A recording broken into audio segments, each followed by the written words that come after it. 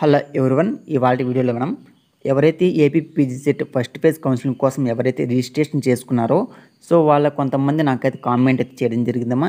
ఎక్కువ మంది మేజర్గా అడిగిన క్వశ్చన్స్ ఏవంటే, సో ఇక్కడ మీరు గమనిస్తే AP PGCET application under verification వస్తే ఏదైనా సమస్య అనేసి ఒక అమ్మాయి అయితే అడగడం జరిగింది.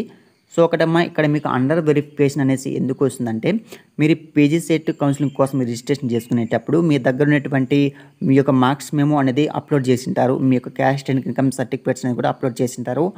ఆ సర్టిఫికేట్స్ ఏం చేస్తారంటే హయ్యర్ ఎడ్యుకేషన్ వాళ్ళు మీ యొక్క సర్టిఫికేట్స్ అనేది వెరిఫై చేస్తారమ్మా.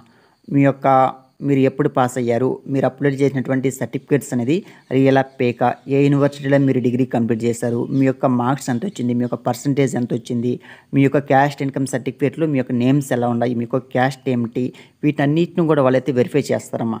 అక్కడ వెరిఫై చేసే వాళ్ళు ఎవరంటే మనలాంటి సాధారణమైన మనుషులే. కాబట్టి మన ఏపీలో ఉన్నటువంటి ప్రతి ఒక్క స్టూడెంట్కి సంబంధించి డీటెయిల్స్ చెక్ చేస్తారు. కాబట్టి కొంత లేట్ అయితే అవుతుంది. కాబట్టి అందుకోసం మీ యొక్క అప్లికేషన్లో అఫీషియల్ పోర్టల్లో చెక్ చేసుకుంటే అండర్ వెరిఫికేషన్ అనేది వస్తుంది. దీనివల్ల ఏం సమస్య లేదు, ఓకేనా.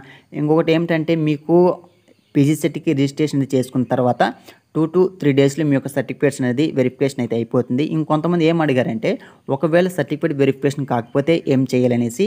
దీనికి ఏం సమస్య ఏం రాదమ్మా. మీకు సర్టిఫికేట్ వెరిఫికేషన్ కాకపోతే ఇంకా మళ్ళీ మీకు డేట్స్ అయితే ఎక్స్టెండ్ చేస్తారు. సో ఇప్పుడు మీకు ఫర్ ఎగ్జాంపుల్ మీకు వెబ్ ఆప్షన్కి లాస్ట్ డేట్ రేపు అనుకుందాం, అంటే రేపు మీకు వెబ్ ఆప్షన్ ఎనేబుల్ అవుతుంది అనుకుందాం. సో అప్పటికి కూడా మీ యొక్క సర్టిఫికేట్ వెరిఫికేషన్ కాలేదు అంటే అప్పుడు మళ్ళీ మీకు వెబ్ ఆప్షన్ సంబంధించి మళ్ళీ డేట్స్ 100% మీకు ఎక్స్టెండ్ అయితే చేస్తారు. ప్రతి ఒక్క స్టూడెంట్ కూడా సర్టిఫికేట్ వెరిఫికేషన్ అనేది అయిపోయిన తర్వాతనే మీకు వెబ్ ఆప్షన్ సంబంధించి మళ్ళీ మీకు స్టార్ట్ అయితే అవుతుంది. లేదంటే ఆ డేట్స్ అని పెడతా, లేదంటే ఉండే డేట్స్ మళ్ళీ 100% చేంజ్ అయితే చేయడం జరుగుతుంది, ఓకేనా. సర్టిఫికేట్ రీఅప్లోడ్ ఎప్పుడు చేయాలి అంటే, సో మీ యొక్క సర్టిఫికేట్స్ అనేది చెప్పాను కదా, వెరిఫికేషన్ చేసేటప్పుడు వాళ్ళకి ఏదైనా ప్రాబ్లం వస్తే మీ యొక్క సర్టిఫికేట్స్ రియల్ ఫేక్ లేదంటే మీరు సరిగ్గా అప్లోడ్ చేయకపోతే వాళ్ళు రిజెక్ట్ చేస్తారు మీ యొక్క అప్లికేషన్ని. సో రిజెక్ట్ చేసిన తర్వాత మీరు మళ్ళీ రీఅప్లోడ్ చేయవలసి ఉంటుంది. వాళ్ళు ఏ రీజన్తో ఆ సర్టిఫికేట్స్ మీ యొక్క అప్లికేషన్ అనేది మేము రిజెక్ట్ చేసాము అనేసి మెన్షన్ చేస్తారు.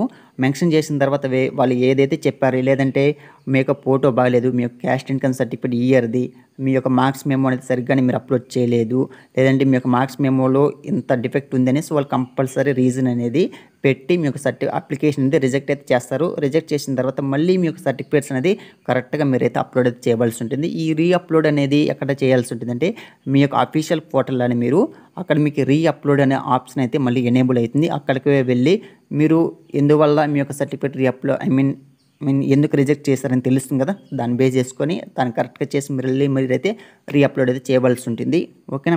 మరి సర్టిఫికేట్ రీఅప్లోడ్ చేయాలి, ఓకే, మరి రిజెక్ట్ అయిందా లేదా మాకు ఎలా తెలుస్తుంది అనేసి ఒక డౌట్ ఉంటుంది.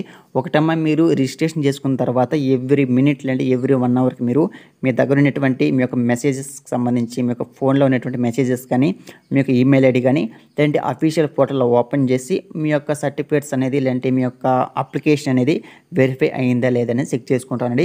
వెరిఫై కాలేదు అంటే ఇంకా అండర్ వెరిఫికేషన్ అనేది వస్తుంది. వెరిఫై అయిపోతే యువర్ సర్టిఫికేట్ సక్సెస్ఫుల్లీ వెరిఫికేషన్ అయితే వస్తుంది.